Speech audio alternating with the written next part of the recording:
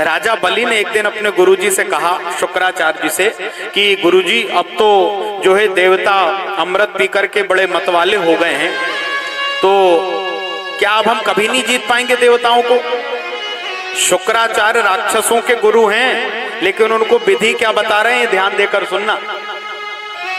राक्षसों के गुरु शुक्राचार्य बलि से कह रहे हैं, बलि ऐसा नहीं है कि तुम अब जीत नहीं सकते, तुम्हें 3 काम करने होंगे। क्या? बोले पहला काम तुम यज्ञ करो, दूसरा काम यज्ञ में दान करो, और तीसरा काम गौ और ब्राह्मण की सेवा करो, अतिथियों की सेवा करो। इन 3 कामों के बल से एक समय ऐसा आएगा बलि कि तुम फिर से स्वर्ग के राजा बन जाओगे। गुरु जी के वचनों पर विश्वास करके राजा बलि ने यज्ञ करने शुरू कर दिए, और यज्ञ पे यज्ञ राजा बलि करने लगे। जो कोई राजा बलि के द्वार पर आता तो इतना देते महाराज बलि कि एक बार मांगने आ जाए तो जीवन में दोबारा उससे कभी मांगना नहीं पड़ता, क्योंकि गुरुजी ने कहा है दान देने से एक दिन भगवान मिल जाएंगे। राजा बलि ने इतना दान किया कि जो मांगने आए उसको इतना देते थे कि दोबारा मांगना ही ना पड़े। खजाना खोल दिया बलि ने। गुरु बृहस्पति एक बार नाराज हो गए देवताओं से, और गुरु जी नाराज हुए तो शुक्राचार्य जी ने बलि को कहा, बलि समय बहुत अच्छा है, इनका जो गुरु है वो नाराज हो चुका है, जाओ चढ़ाई कर दो। और राजा बलि ने स्वर्ग पे चढ़ाई करी, देवताओं को हटा दिया वहां से, और फिर स्वर्ग के राजा बन गए बलि। देवता गली गली घूमने लगे। सुखदेव जी कहते हैं, राजन देवता गली गली घूमने लगे, माता अदिति को बड़ा दुख हुआ, क्योंकि महाराज बच्चों के जीवन में जब कष्ट आता है तो सबसे ज्यादा दुख मां को होता है। मां अदिति ने अपने पति कश्यप जी से प्रार्थना करी कि भगवान मेरे जो पुत्र हैं देवता वो गली गली के हो गए, मैं लड़ाई झगड़ा नहीं चाहती, मैं तो चाहती हूं ऐसा कोई बेटा हो जाए जो अपनी बुद्धि के बल से इनको फिर से स्वर्ग का राज्य दिलवा दे। कश्यप जी ने बहुत समझाया, माता अदिति मानी नहीं। नहीं प्रभु बताएं। तो कश्यप महामुनि ने कहा कि आप पयोव्रत करिए। माता अदिति से क्या कहा कि आप पयोव्रत करें। फागुन के महीने के शुक्ल पक्ष की एकम से द्वादशी तक 12 दिनों का ये व्रत होता है। अदिति मैया ने इस व्रत को किया और देवताओं का कार्य सिद्ध करने के लिए माता अदिति के गर्भ में भगवान आ गए। सुखदेव जी कहते हैं, राजन भादों के महीने के शुक्ल पक्ष की द्वादशी तिथि को भगवान वामन रूप से प्रकट हो गए। बोलो वामन भगवान की जय हो, वामन भगवान की जय हो। छोटे से वामन भगवान का प्रागट्य हो गया। सुखदेव जी ने कहा, राजन माता अदिति ने कौपीन पहना दी, गुरुजी ने यज्ञोपवीत पहना दिया, और भिक्षा मांगने के लिए जब चले तो अन्नपूर्णा मैया ने भिक्षा पात्र में भिक्षा डाल दी। छोटी सी कौपीन, दिव्य दमकता हुआ ललाट, और ब्राह्मण के बालक का जब यज्ञोपवीत होता है तो भिक्षा में जो कुछ मिलता है वो ले जाकर अपने गुरुजी को दिया जाता है। ले जाकर देने लगे अन्नपूर्णा जी की भिक्षा। तो गुरु बृहस्पति ने कहा कि नहीं हमें ये नहीं चाहिए। तो फिर बोले तुम सामर्थ्यवान हो और सामर्थ्यवान से मांगने में दोष नहीं लगता, इसलिए हमें हमारा राज्य वापस ला करके दो। राजा बलि के पास से, जहां वो यज्ञ कर रहे हैं। छोटे से वामन भगवान, एक हाथ में कमंडल है, एक हाथ में छत्र है, और राजा बलि के यज्ञ की ओर आगे बढ़ने लगे। सुखदेव जी कहते हैं, राजन बलि ने दूर से देखा कि एक तेजस्वी ब्राह्मण बालक मेरी यज्ञशाला की ओर आ रहा है। एक तेजस्वी ब्राह्मण बालक मेरी यज्ञशाला की ओर आ रहा है। राजा बलि चर्चा करने लगे अपने गुरुजी से, शुक्राचार्य जी से। क्या? बोले गुरुजी देखो, आज एक इतना तेजस्वी ब्राह्मण बालक यज्ञशाला की ओर आ रहा है कि उसे देखकर लग रहा है मानो साक्षात भगवान सूर्य ही धरती पर उतर आए। शुक्राचार्य जी ने कहा हाँ आने दो बलि, कौन है देखते हैं। द्वार पर आ गए। बलि बार बार यज्ञ करने में मन नहीं लग रहा, उठ उठ कर देख रहे हैं कि कहाँ है वो बालक। द्वार पर आकर के भगवान खड़े हो गए।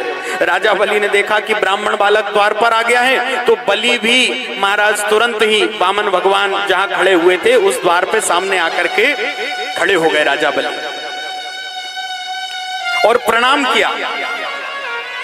तुरंत ही वामन भगवान को देखकर बलि ने कहा कि स्वागतम ते नमस्तोभ्यम ब्रह्मन् किम करवाम ते ब्रह्म ऋषिणाम तपः साक्षात् मन्ये त्वार्य बपुरधरम।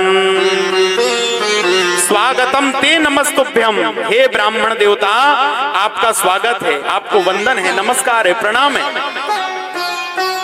भगवान शांत खड़े,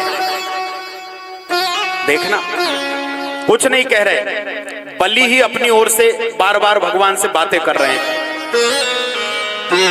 कहो कहो ब्राह्मण देवता आपको दान में क्या दे दूं। भगवान कुछ नहीं कह रहे।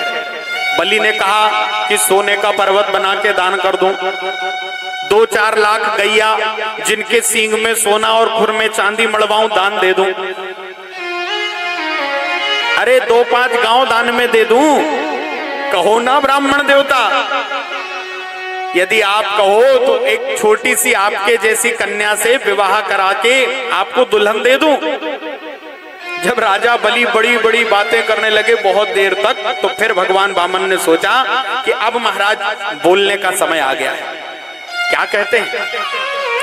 वामन भगवान ने कहा, रे दानवेंद्र बलि, तुम जो इतनी बड़ी बड़ी दान की बातें कर रहे हो, ये दे दूं, वो दे दूं, सोना दे दूं, चांदी दे दूं, गैया दे दूं, गांव दे दूं, हमें आश्चर्य नहीं हो रहा। बलि ने कहा आश्चर्य नहीं। बोले आश्चर्य इसलिए नहीं हो रहा क्योंकि दान तो तुम्हारे कुल की परंपरा रही है। तुम्हारे पिता विरोचन कितने बड़े दानी थे, और तुम्हारे बाबा प्रहलाद तो उससे भी बड़े दानी थे, जिनने भगवान को प्रकट कर लिया। तो तुम भी दान देने की बात कर रहे हो तो ये कोई आश्चर्य की बात नहीं है, क्योंकि दान तो तुम्हारे कुल में चली आई परंपरा है। और जिसके पितर प्रसन्न होते हैं, जिसके पूर्वज प्रसन्न होते हैं, वो ही व्यक्ति दान देता है। और कंजूसी श्राप से मिलती है राजन। यदि तुम दान की बातें कर रहे हो तो हमें कोई महाराज आश्चर्य नहीं हो रहा। देखो राजन, दान लेने की एक पद्धति होती है, ऐसे ही दान नहीं लेंगे हम। तो कैसे दान लोगे? बोले जब हम तुमसे दान लें तब संकल्प पढ़ा जाएगा, क्योंकि बिना संकल्प के दान का कोई महत्व नहीं होता। तुम अपना नाम गोत्र बोलोगे, अपने मन में अपना अभीष्ट संकल्प लोगे, तब हम दान लेंगे।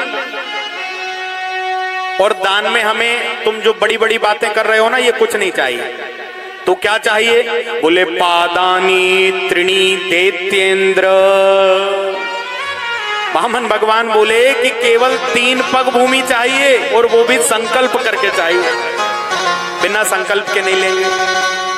शुक्राचार्य जी ने दिमाग घुमाया कि महाराज बार बार संकल्प की बात क्यों हो रही है। जो ध्यान रख के देखा, ओहो, पता चल गया कि ये तो विष्णु छलिया बनकर आया है। तुरंत बुलाया अपने चेले को, बलि इधर आओ।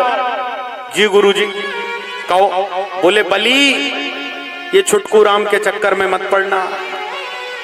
ये जो है ना छोटे से मामन बन के आए हैं, ये तेरा सब कुछ छीन कर ले जाएगा। कौन है ये? बोले ये साक्षात विष्णु छलिया बनकर के तुझे छलने आया है। मना कर दे बलि। शुक्राचार्य जी ने स्थान भी बता दिए, दोष नहीं लगेगा तुझे। स्त्री सुनर्म विवाहे चा प्रत्यर्थे प्राण संकटे। कई जगह ऐसी होती हैं राजन जहां झूठ बोलने से दोष नहीं लगता। किसी कन्या का विवाह हो रहा है, यदि रुक जाए बीच में विवाह, झूठ बोलने से हो रहा है, बोल दो। प्राण संकट में पड़े हुए हैं, मर ही जाओगे, यदि झूठ बोलने से प्राण बच रहे हैं तो बोल दो। कोई गौ की, ब्राह्मण की, संत की यदि हत्या होने से रुक रही है आपके झूठ बोलने से, बोल दो। यदि पूरी संपत्ति एक बार में समाप्त हो रही है और झूठ बोलने से बच रही है तो बोल देना चाहिए। शुक्राचार्य जी कह रहे हैं बलि से, बलि इनसे कह दे कि मैं तुम्हें कुछ नहीं दूंगा, वापस जाने दो। बलि ने कहा गुरुजी मैं ऐसा नहीं कर सकता, आपने ही मुझे कहा था कि दान करो, यज्ञ करो, और ये सब क्यों करता है व्यक्ति? दान क्यों करता है, यज्ञ क्यों करता है, तपस्या क्यों करता है? बोले ये सब कुछ करता है इसलिए है कि भगवान मिल जाएं, और यदि मेरे दान करने के कारण स्वयं भगवान ही सामने आकर खड़े हैं तो अब मैं उनसे कैसे मना कर दूं? शुक्राचार्य जी कह रहे हैं कि बलि मना कर। बलि कह रहा है नहीं नहीं गुरुजी मैं नहीं मानूंगा आपकी बात। बोले दान करने के लिए राजा बलि ने अपने गुरु का त्याग कर दिया। गुरु बलि तजो, राजा बलि ने अपने गुरु को त्याग दिया। मैं झूठ नहीं बोलूंगा, मैं दान अवश्य करूंगा। शुक्राचार्य जी ने बोला कि चेला तो मान ही नहीं रहा है महाराज। चले गए राजा बलि, हाथ आगे करा जल लेने के लिए।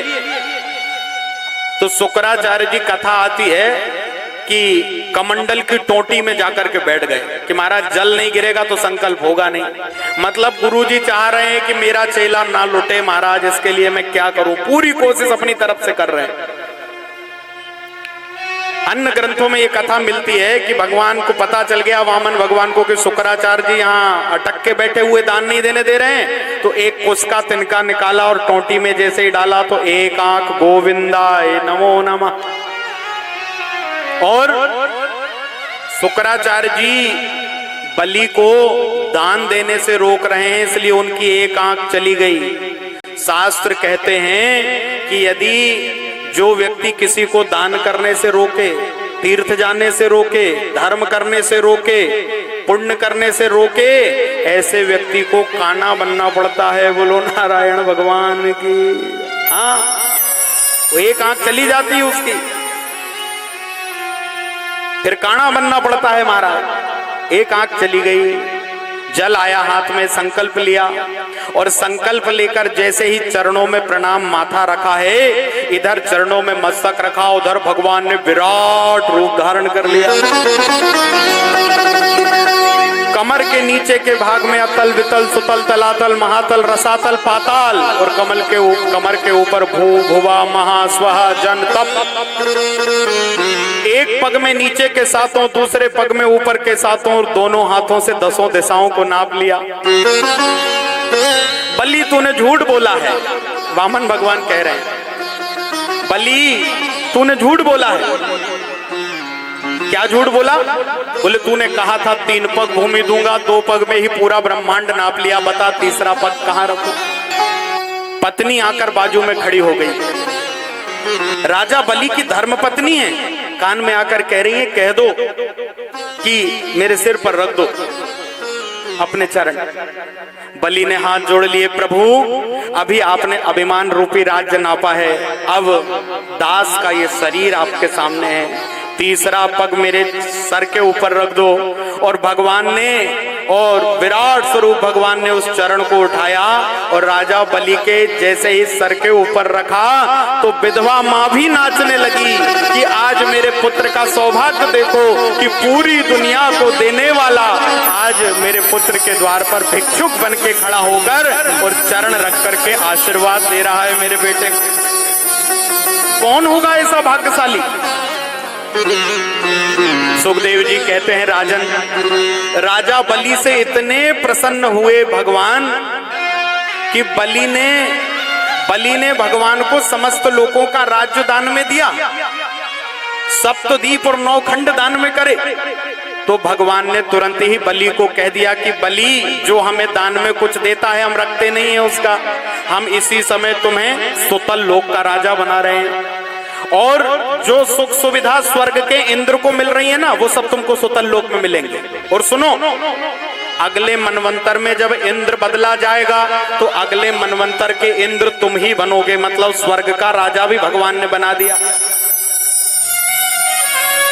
संपत्ति दी बलि ने अपनी, और संपत्ति के साथ क्या किया?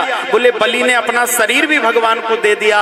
तो भगवान ने कहा कि संपत्ति के बदले मैंने तुझे संपत्ति दे दी और तूने मुझे शरीर दिया है। तो राजा बलि से प्रसन्न होकर भगवान अपना शरीर बलि को दे देते हैं कि तू सुतल लोक का राजा बन और मैं तेरा द्वारपाल बनकर के तेरे द्वार के बाहर खड़ा रहूंगा।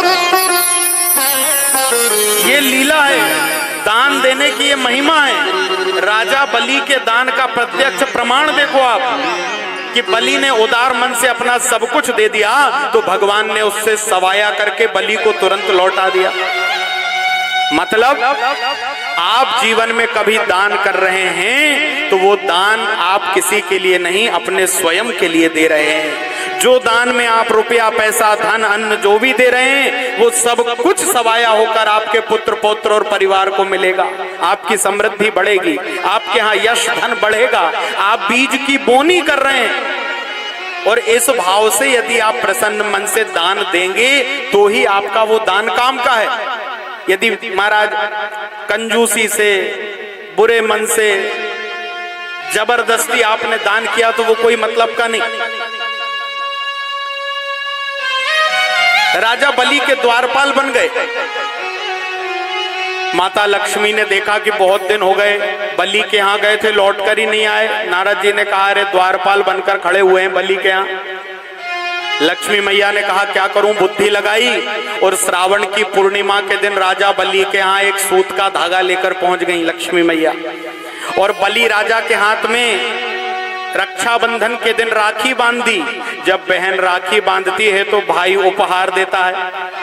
लक्ष्मी मैया ने राखी बांधी, भाई ने कहा बहना क्या चाहिए बोल। सोना दूं, चांदी दूं, हीरे दूं, महल दूं, जवाहरात दूं, जमीन, क्या चाहिए बोल।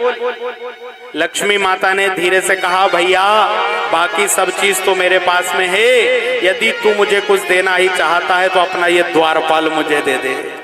और उपहार में अपने पति को वापस लेकर के माता लक्ष्मी भगवान नारायण को लेकर धाम में आ गई। बोलो लक्ष्मी नारायण भगवान की।